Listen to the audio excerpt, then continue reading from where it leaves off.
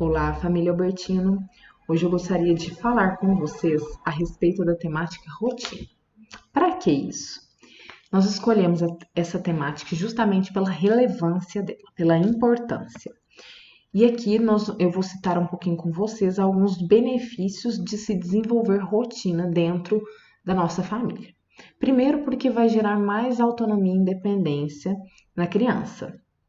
Segundo, porque diminui o estresse familiar, porque aquilo que já está estabelecido não gera fonte de estresse. E quando a gente tem uma rotina definida, normal que nós tenhamos imprevistos, né? E isso facilita, porque quando a rotina não é estabelecida e ainda tem imprevistos, o estresse realmente tem maior probabilidade de ocorrer. Organiza o pensamento pela repetição, ensina organização e planejamento, que é uma habilidade muito importante a ser desenvolvida pelas crianças. Ensina a cumprir regras e leva ao piloto automático, pois a criança não precisa pensar muito para executar determinadas tarefas. Quando algo fica automático, ela libera espaço na nossa cognição, no nosso processamento de informações, né, no nosso cérebro, para as tarefas mais complexas. Então, é muito bacana mesmo desenvolver rotina. Ela traz inúmeros benefícios. Primeira coisa que a gente precisa falar quando a gente fala dessa temática é sobre a importância de investir tempo em treinamento. Não espere, então, que a criança saiba o que ela deve fazer e como ela deve fazer aquilo se você não ensinar passo a passo. Primeiro, pela questão da maturidade, né? A criança não tem maturidade suficiente para entender exatamente o que ela deve fazer e como ela deve fazer. Então, é muito importante que você invista tempo em treinamento. E esse treinamento ele deve ser bem detalhado, né? Que você possa expressar para a criança suas reais expectativas de forma detalhada. Então, eu pego aqui como referência, tudo isso que eu estou falando é bem embasado na disciplina positiva. E a disciplina positiva ela tem um baralho, né? Onde se encontram 52 estratégias para que a gente possa auxiliar as crianças a desenvolver habilidades de vida. E na parte que fala sobre investir tempo em treinamento, eu vou ler para vocês, é um cardzinho, e aí aqui no card ele vem algumas dicas. Na parte de investir tempo em treinamento, fala o seguinte: não espere que as crianças saibam o que fazer sem ensinar o passo a passo. Vamos dar um exemplo então que fosse para ensinar algo relacionado à limpeza. Primeiro, então, ensine a tarefa gentilmente conforme você a realiza, enquanto seu filho observa. Segundo passo, façam a tarefa juntos. Terceiro passo, peça para o seu filho fazer sozinho enquanto você supervisiona. Quarto passo, quando ele se sentir pronto, deixe que ele faça a tarefa sozinho. E você vai observar se ele está ou não pronto. Porque muitas vezes ocorrem erros de comunicação, equívocos na comunicação, por você acreditar que ele já deveria saber como fazer, né? Mas é sempre muito importante ser bem específico no momento de treinamento. Essa é uma frase, então, retirada do livro da Jane Nelson, que eu achei bem legal, que é o seguinte: dedicar tempo para treinamento não significa que as crianças vão fazer as coisas tão bem quanto você gostaria. Aprimoramento é um processo que dura a vida inteira. E lembre-se, as coisas que você quer que eles façam pode não ser uma grande prioridade até que eles se tornem adultos e tenham seus próprios filhos. Todos nós fazemos as coisas de maior prioridade em nossas vidas. Ainda que a limpeza e boas maneiras não sejam uma grande prioridade para as crianças, ainda assim elas precisam aprender esses fundamentos. Os adultos, no entanto, precisam lembrar que crianças são crianças. Então, eu achei bem legal essa parte, porque fala que aquilo que é prioridade para você nem sempre vai ser prioridade para a criança. E às vezes, até depois que ela crescer, isso não vai ser prioridade na vida dela. Por isso, nós somos tão diferentes, né? Então, a gente tem que ter isso em mente para que a gente não fique, às vezes, nervoso em determinadas situações. Bom, próximo passo, então. Como nós estamos vivenciando um momento em que nós temos que fazer uma rotina, organizar uma rotina para que as crianças assistam às aulas, né? As crianças, os adolescentes assistam às aulas em casa, eu dei uma adaptada e uma orientação para tarefas de casa, para que a gente pudesse fazer isso agora em momentos de onde a escola está dentro de casa. E também serve para quando voltar tudo ao normal, para a gente pensar no momento em que eles estão estudando, fazendo as tarefas de casa, deveres, né? Então, primeiro a gente precisa pensar na organização. Então, antes, é importante que a criança já tenha se alimentado, bebido água, ido ao banheiro e tenha um horário em um lugar visível, o horário que ela precisa seguir, por exemplo, agora que tem primeira, segunda, terceira aula. Organize a mesa com os materiais necessários para a aula em questão, somente para não distrair. Muito material, além de desorganizar o raciocínio, né, bagunçar a nossa cabeça, ainda pode distrair a criança. Um ambiente apropriado, longe de distratores, longe de ruídos, muita movimentação. Durante, então, assista às aulas na ordem da postagem, essa é uma dica, né, não é uma regra, mas é importante para você manter aquela organização que você já sabe o que vai esperar quando você olha o horário, né?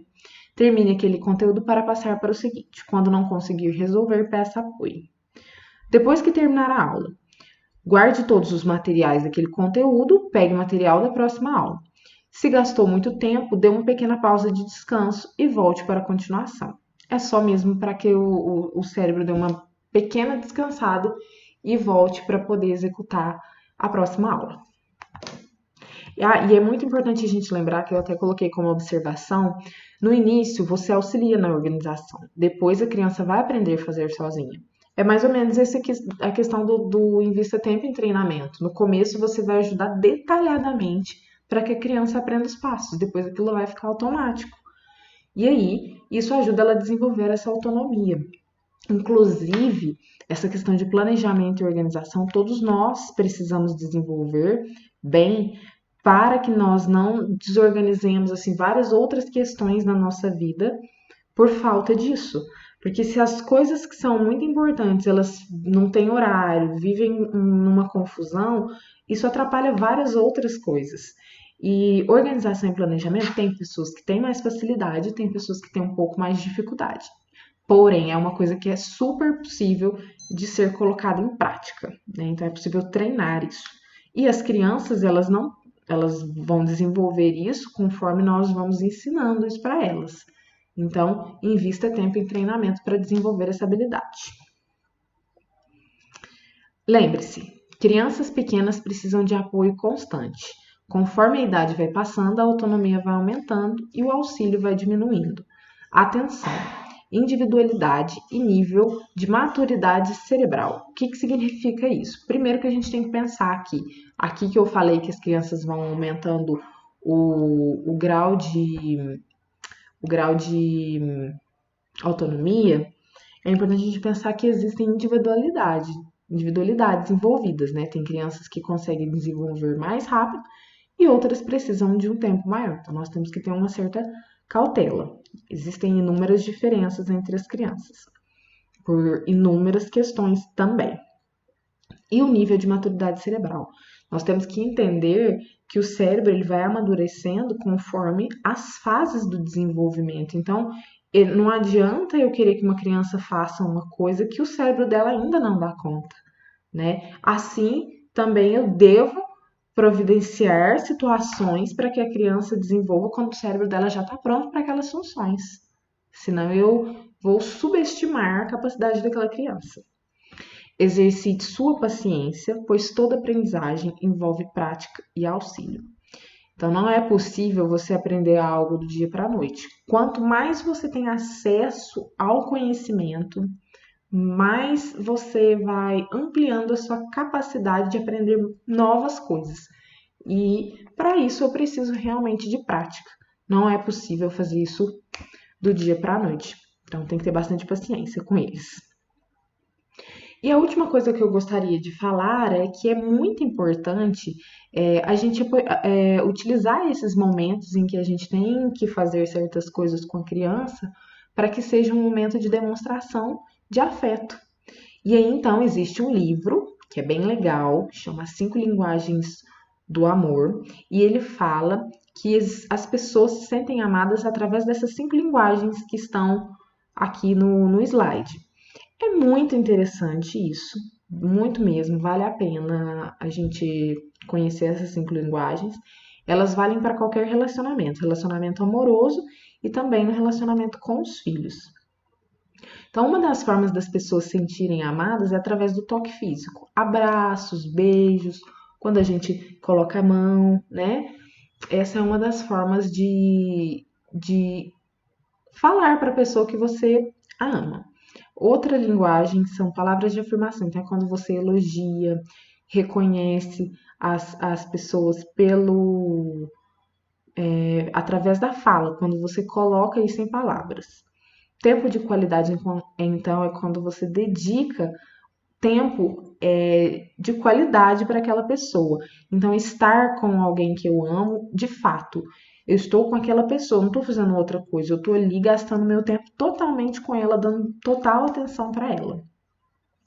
Dar presentes, então, esse dar presentes ele não está relacionado à questão de valor, mas sim de sempre que você ver alguma coisa que aquela pessoa goste, uma lembrancinha, algo para presentear a pessoa, né? E isso não envolve questões diretamente relacionadas a valor alto, né? Coisas simples. E atos de serviço é quando você faz coisas para aquela pessoa para demonstrar que você gosta, por exemplo, fazer uma comida que aquela pessoa gosta, né? Ou a criança muitas vezes ela faz coisas para te ajudar, para te agradar. Essas 5 linguagens, elas são colocadas, então, para as crianças, elas têm algumas alterações, né? É diferente quando a gente está falando de relacionamento entre duas pessoas. E a linguagem que as crianças menos percebem é atos de serviço, porque geralmente os pais fazem muito, acabam no dia a dia executando muito essa linguagem de atos de serviço, porque os pais fazem muitas coisas pelas crianças, né? Eles vão se lembrar dessa linguagem quando eles ficarem maiores, que eles perceberem o que os pais faziam por eles. Eles podem não perceber tanto agora, mas eles vão se lembrar com certeza. E tudo isso que a gente falou a respeito de estar com a criança, auxiliar, gastar tempo com ela ensinando com paciência, com firmeza e gentileza, vai ficar marcado para ela como um ato como uma linguagem de amor, né? E a única que eu marquei como, até coloquei em preto aqui, dentro de tudo isso que a gente falou sobre estar com a criança, auxiliando, estando lado a lado com ela, é possível você falar essas 4 linguagens. É possível falar toque físico, é possível falar palavras de afirmação, é possível você ter tempo de qualidade e atos de serviço. Na primeira, porque toda vez que você auxilia a criança de alguma forma, às vezes você acaba colocando a mão no ombro daquela criança, né, de forma carinhosa. Palavras de afirmação, quando, por exemplo, a criança está tendo muita dificuldade em alguma tarefa e você fala que ela vai conseguir, que ela é capaz, é uma das formas de estar falando essa linguagem naquele momento. Tempo de qualidade quando você vai ensinar alguma coisa para a criança e aquilo acaba sendo divertido, né? Você está ensinando algo para ela e ao mesmo tempo você está tendo tempo de qualidade com ela, né? Os momentos de ensinamento eles não têm que ser considerados sempre coisas, ele não pode ser considerado uma coisa chata, muito pelo contrário, tem que ser aproveitado e ser bem vivido, né? E o último, atos de serviço. O próprio ato de você estar com seu filho, auxiliando ele a desenvolver, investindo tempo em treinamento dessas questões que a gente falou anteriormente, também é uma outra forma de estar praticando mais uma linguagem de amor, auxiliando ele na rotina e ensinando coisas para ele.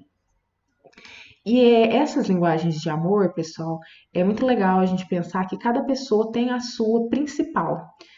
Nós podemos ter mais de uma, né? A gente pode se sentir amado em mais de uma dessas linguagens, mas sempre tem aquela que é a que nós mais sentimos amados. E geralmente a que nós mais sentimos amados é aquela que nós mais utilizamos para demonstrar afeto ao outro. Então é bem legal a gente pensar nesse sentido. O que eu gostaria de falar com vocês hoje é isso, e eu encontro vocês num próximo momento. Um beijo!